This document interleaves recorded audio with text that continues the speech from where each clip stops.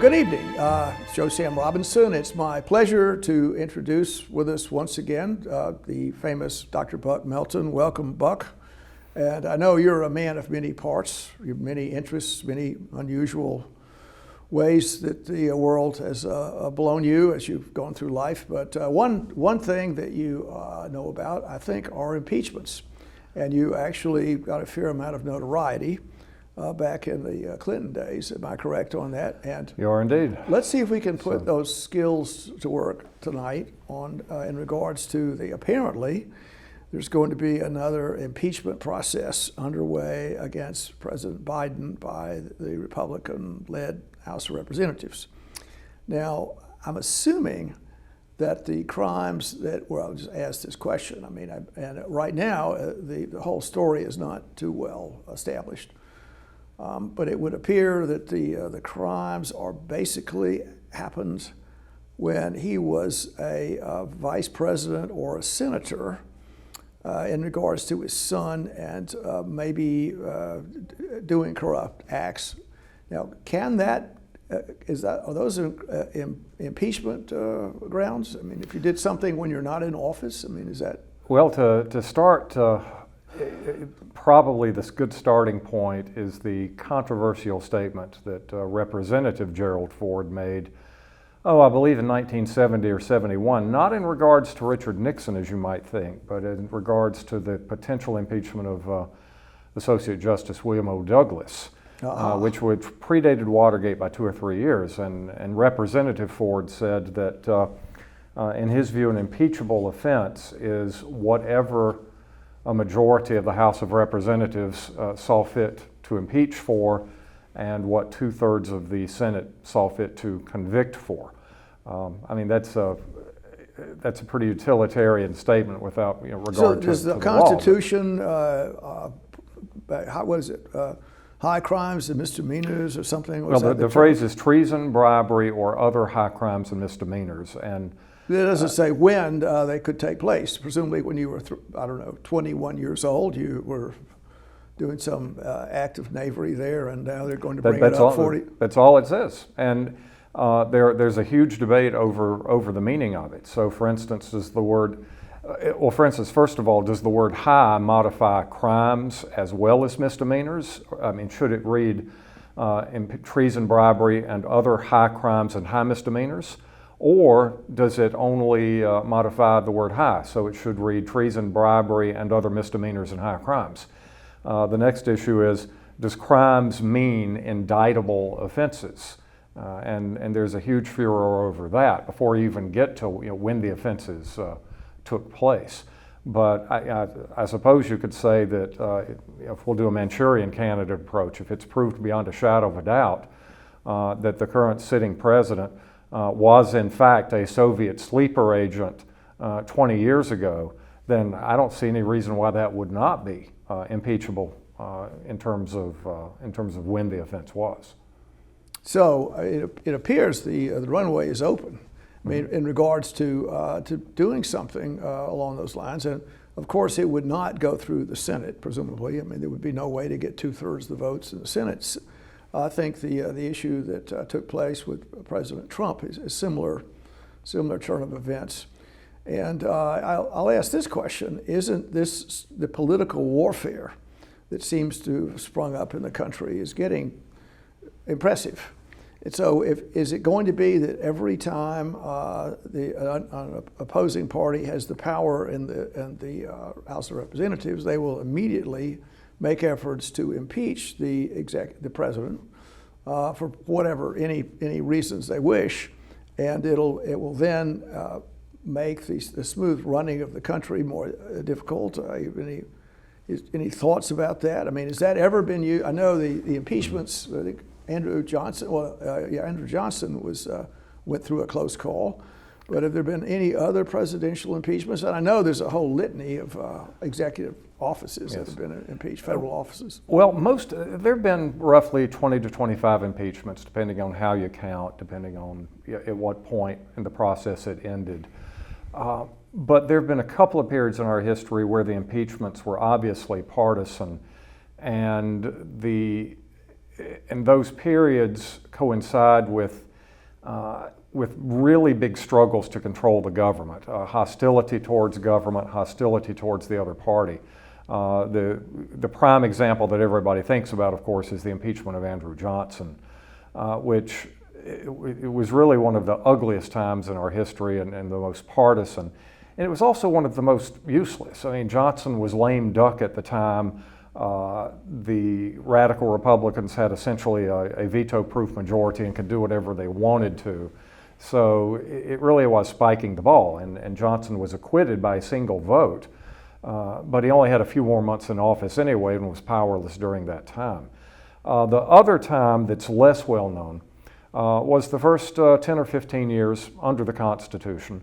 And one of the most political impeachments you saw was that of Supreme Court Associate Justice Samuel Chase, who was a Federalist, and the Republicans had come into office, and they did not like some of the grand jury charges and instructions to juries that Chase was making from the bench as a trial judge, because back then Supreme Court justices also rode circuit and presided over circuit court trials. And so when he went one step too far and made a charge to a grand jury in Baltimore, which the Republicans thought was too blatantly partisan in favor of the Federalists, they turned around and impeached him. And he was acquitted. But once again, when you have this sense that the other political party is somehow potentially treasonous or subversive of the American way, you see things like impeachment and treason resorted to much more readily. Well, now is that, I mean, just thinking about the way the system works, it's a little bit spooky, isn't it? If in fact, this is kind of like volleyball, we're going to hit it to you, hit it back, so the next president, whoever it is, can count on being impeached for whatever reason. I mean, you can just go back and forth, and I think, well, they tried twice for Trump. Am I correct on that? They impeached him twice. The only president ever impeached twice. So they could maybe just keep at it. If Joe Biden is reelected, they could try another impeachment episode. Does the Supreme Court do anything about this? Presumably they just stay out of it. It's not their fight, right? Yeah, it is. They've ruled that impeachment is a non-justiciable political question, and I don't see them changing that anytime in the near future. I do think, I mean, I can, if you want me to make a brief for why the parties are doing this, it's that, well, it'll put the president under the spotlight. We will have televised committee hearings. We'll be able to examine witnesses and subpoena for records and be able to paint the president in a really bad light, and that'll whip up our base, and maybe that'll lose him some votes in the next election. On the other side of that, I would say it's the height of irresponsibility because both with the Democrats impeaching Trump and now with the Republicans moving in the direction of impeaching Biden, there's no way there's going to be a conviction. It's just a monumental waste of the taxpayers' time and money. And you know, that's just really criminal. Isn't that sort of a flaw in democracy, if you want to say that? I mean, the voters are out there. What's going to influence them? What's going to get them to the polls? I mean, well, we can just have some kind of lurid sound bites from a trial or something that's on television, and the voters will get a little taste of something, and that'll influence them. And yet the actual issues will be a little obscured. Now, having said that, the Hunter Biden story is a pretty extreme one, I would say. I mean, from what I know about it, and I'll know your wife is an expert on the subject, but the issue with Ukraine and Russia, apparently one of the deals is that, if one wishes to say that for whatever reason, the Ukraine became a client state of the Democratic Party, and maybe to some degree, Russia a client state of the Republican Party. That's overstating it, but nevertheless, the fact that Biden was so strongly involved in this issue is a little sinister. And also, I won't get into the particulars, but I know that I'm just not going to say what I know about this, but the Democratic Party did try and obtain they gave some money to a big Washington law firm with the idea that maybe you can produce some a treatise on why Ukraine is not corrupt and particularly involved with the I guess the prosecutor that was that Biden successfully tossed out. Well, before all this stuff happened, several years ago, the Democratic Party sensed their vulnerability on the subject, and then were trying to impact things with money going to a big Washington law firm to see what they could do to protect Biden. So presumably, one of the things going on here is that there's a little financial taint on the president. Of course, that's not the first time that's happened, but it does seem an exposure into the way that the geopolitical world works is something that is scary to the general population and diminishes sort of the civics class idea about the way the country functions. And so presumably, politicians are always getting all kinds of big stacks of shekels. Their relatives are getting big stacks of shekels. And a substantial question is, what's the American taxpayer's role in this? And then what should the government get involved with corrupt countries or dictatorships, as they often have done? And what about the financial underpinning of what occurs? And that's something that diminishes I guess the trust, whatever that word means, that people have in the government and in their officials. And you could wonder, for whatever reason, I think there was an article in the New York Times in the last couple of days about Biden's extraordinary love for his son, and he'd been injured. President Biden had been injured a lot by life, and so his son was, something that was, the welfare was particularly important to him, and he recognized his issues, and then would sacrifice a lot of, I think the thrust of the article, sacrifice a lot of his responsibility to look after his son, and that's a little worrisome. If you really examined the whole way the country works, getting these facts on the table might be a little spooky. And of course, seemingly the whole political establishment has some patina of corruption attached to it. I mean, do you have any thoughts about that? And particularly, I think it's in the past, the charges of corruption and real corruption have been commonly tossed about in Washington and our political system. Well, yes, I do have several thoughts about that. I'm frankly not fully up to speed on the allegations against Biden. It seems to me that both with Biden and with the allegations against Trump, there's an almost conspiracy theory approach to it. I mean, connecting the dots and trying to figure out what the president, be it Biden or Trump, is exactly accused of doing. It becomes very hard to follow, becomes very hard to track down. And I would argue that in any case, but especially in a case like that, we're talking about the difficulties of proving conspiracy and such, that an impeachment hearing is as currently constituted, as we have currently seen them in the last 10 or 20 years, is really a terrible vehicle for trying to figure that out.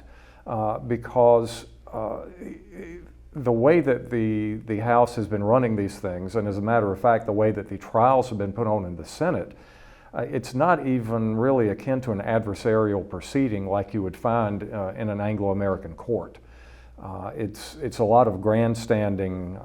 It's a lot of situations where the members of the committee will ask loaded questions and then testify themselves and make these grandstanding speeches. It's nothing like the adversarial process with rules of evidence and direct examination and cross-examination. It really generates much more heat than light, and especially when an acquittal is a foregone conclusion, it's just a terrible situation. Well, and this is the way politics are. It's not softball, whatever it's certainly tackle football, particularly these days. But when you tackle, you at least are trying to achieve an objective. This just seems to be generating heat and light. Well, not the objective anything, is to prevail in the next electoral cycle. I mean, I think that's the objective. And I really wonder how much these impeachment inquiries actually serve that function. So, well, I mean, it seems like an irresistible event that's about to take place. Now, I will segue a little bit into, we've discussed this before, about, I guess, the 25th Amendment, the mentation of older, powerful policymakers. When does your brain become so reduced in its acrobatic abilities that you need to sit on the sidelines? And I would just say this, I mean, as a physician, you're not supposed to comment unless you actually know. It's not your patient, and you can't make any general comments about it, but just so not taking off my physician hat, it does appear that his performance is less than agile, and that it's a little spooky. It's very spooky about the person. It's the pinnacle of Western civilization, if you want to say it that way. The most powerful figure in the whole Western canon these days is just not up to the job. And when could if we're in some political game here, presumably what's going to happen is that President Biden is going to be attacked, and at the same time once again, not wearing a physician hat, but his intellectual shortcomings will be talked about more. Exercising the 25th Amendment, is that a way to politely get him off the stage? Comments on that? Well, once again, it's a matter of party loyalty, because the first volley there, if the president himself doesn't come out and say, I'm incapacitated, I'm turning this over to the vice president, who will now be acting president, then the opening volley would go to the cabinet, and the cabinet, of course, are his own appointees. Yes. They're going to be party faithful, and the one inviolable rule in D.C. right now seems to be loyalty to your party above all else. I'd like to look at the wider question, though, is that why are the American people continuing not just to tolerate, but to keep re-electing these people who are not just in their dotage, but who are obviously compromised mentally? I mean, I'm not a physician, so I'm going to comment that it looked very much to me like Mitch McConnell had at least one stroke on live television. Yes. Barbara Feinstein, I mean, it just, what's going on here? And it's often, I'll make this comment, often when I see people in prison, whatever, they're prisoners, they're criminals, they see them as patients. The amount of mental illness is unbelievable, and there's a huge amount of that. And you could say in the Capitol and in Georgia and under the Golden Dome here, the amount of intellectual impairment is quite impressive, and indeed, that might even be an advantage as a politician. Your brain was not too disturbed by the ins and outs of discovering causality or taking the right course. You just had a relatively simple view of what your deal was.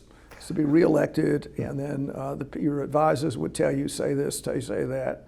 So maybe, and also, there's a certain narcissism that's there, a narcissism that would be endemic in the political arrangements. So, why would you actually do this? God wanted me to do it. I prayed for three nights in a row, or I couldn't make it as Harry Truman could not make it in the haberdashery trade. Yes. But I could just become president. And so you could certainly wonder, Joe Biden, the bottom of his class in law school, a few other. And who very clearly had plagiarism issues. And, absolutely. that was proven. Absolutely unbelievable. Just to say this, segueing into the whole story about these impeachment arrangements, the political process really seems compromised enormously. The civics classes don't seem to be working. 350 million people. These are the two people that have come to the fore to lead the 350 million. This is the process by which they got there. Well, obviously, maybe I'm missing something here. Maybe you need a really inept, compromised person. Maybe that's the best thing to have there. As if somebody is really just full of energy and vim and vitality, and maybe they'll do something bad. Mm-hmm. But if a person is just happy to sit there and mumble platitudes and steal money, maybe that works, but maybe that's what people want. But certainly, wow. And just watching President Biden at in Hanoi, wow. Just wow. It was. It distressed me looking at a human being in that situation, yes. And his family seems to be okay with it, but yes. It's terrible. It's and once again the congressional physician has passed McConnell with flying colors and said there's absolutely nothing wrong with him, which is he a fool or does he think we are? I think the root question is I think that we as Americans we get the politicians we deserve. Yes, we are responsible for them. Good point. Yeah, and what is it in our recent sociological development or education that has gotten us to put in people like this and to tolerate them and to keep putting them in, and how do we fix that? I'm fixing it. I teach civics. I try to tell people, do better. You're in the driver's seat here. It's up to you. But this is one classroom among hundreds of thousands of classrooms nationwide, and I just don't know what's going on in them. Well, there are many things you could say. How do you control people? How are you going to? There are 8 billion people on the planet. They have sharp elbows. How can we make our species survive, not kill each other? How can we ethically make things better? And the idea is that democratic system, as structured in the U.S. and maybe Western Europe, that's the golden door toward some paradisio or something like that. But is it? And can we get some kind of reform? I often, I've said this before, the idea about having party conventions. Maybe that's something that should be considered. And also, the idea of the legislatures putting in the senators. That used to be the case. Or in other words, blunting a little bit of the system where, as I understand this, wealthy people give money to politicians that are seeking an office. Well, and then the politician sits down, or his advisors sit down, and they say, how are we going to do this? What are our talking points? What's our message? How do we have to do this? And what do we have to do to persuade the voters to do this? And the major issue is the money that's raised. And the money comes from often, not always, from self-interested people that are it's in their interest. They want to be an ambassador, or they want their oil well to be put in Alaska, whatever the story is. And then the money is put on the table, and then the voters get this, whatever they get. And are they getting correct information? And the answer is no, they're getting lurid headlines. And is that the right way to make a decision? Is that the best? Now, I think we have to say we're not going to get perfection.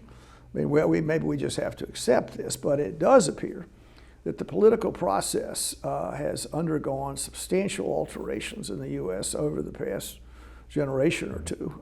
And are we coping with these changes? The internet, the way the social media works, just the general way that people make up their minds. Yes. Are they getting the correct facts? Should the country be like a civics class, and then people almost have to take a test to vote? Well, where is Indonesia? Let's see. What is our national debt right now? Who was our last president? Of course, the door is. That's not the case. Yes, but there is something to that, and I think we really are entering a crisis, and that crisis is heavily one of epistemology, that no matter what you put forward, somebody's going to say that's a bunch of garbage, it's manufactured. Once again, the conspiracy theory is coming in, and that's a sign of a sick society. That an increasing trend that I have seen, and once again, this goes back to what you're seeing in the United States in the 1790s, or to a degree on the eve of the Civil War, or for that matter during the French Revolution, is that if the system does not produce the result you want, we're at a phase when there is not much inclination to say, well, win some, lose some, what goes around comes around, we lost this one, but we'll win the one tomorrow. The inclination is much more these days, the system that did not allow us to win this battle is somehow illegitimate. It's rigged, it's corrupt, it has no just authority over us, and we need to somehow bring it down.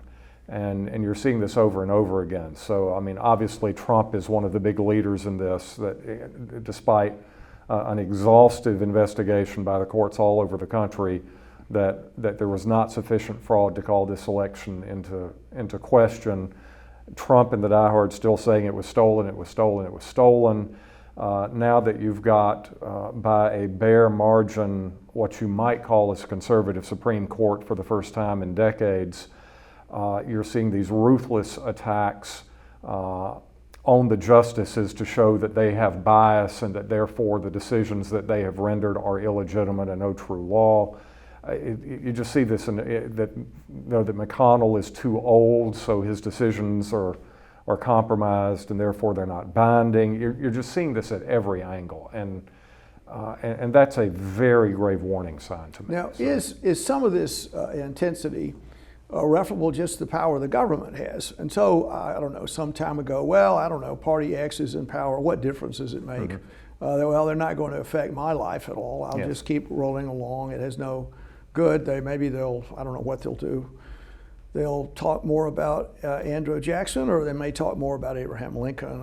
There won't be a big impact. But now, the power of the government is just awesome. And just looking, if you can look at the power the government is exercising on the whole social nexus in the country, I mean, it's enormous. I mean, it really is. The way the whole structure works, who controls things. If you look at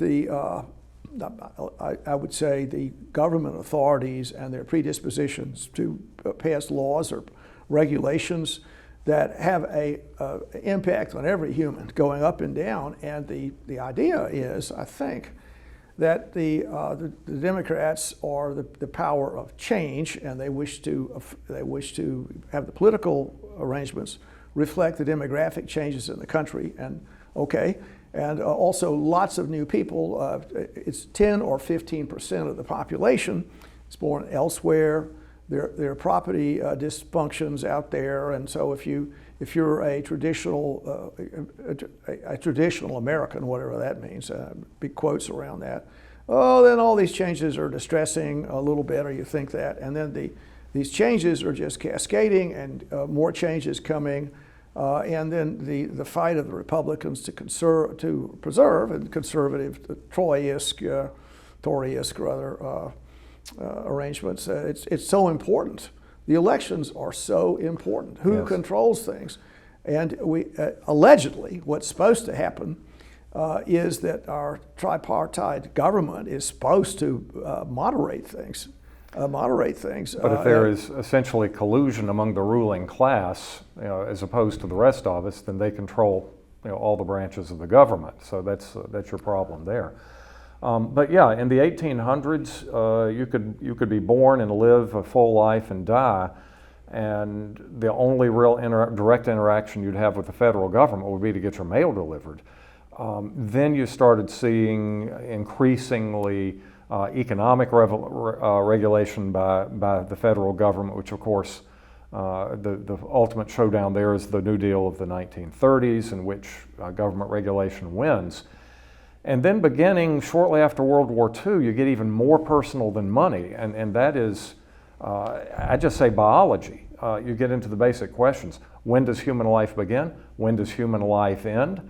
What about basic life choices in terms of sexual preference or reproductive rights? If there's one thing that hits you closer to home than economic rights, it's that. And that's just going to stir the pot that much more, and that's where we are today. Well, I think we have to end our little conversation, but I'll ask one thing, and maybe we can ponder it and talk about it later.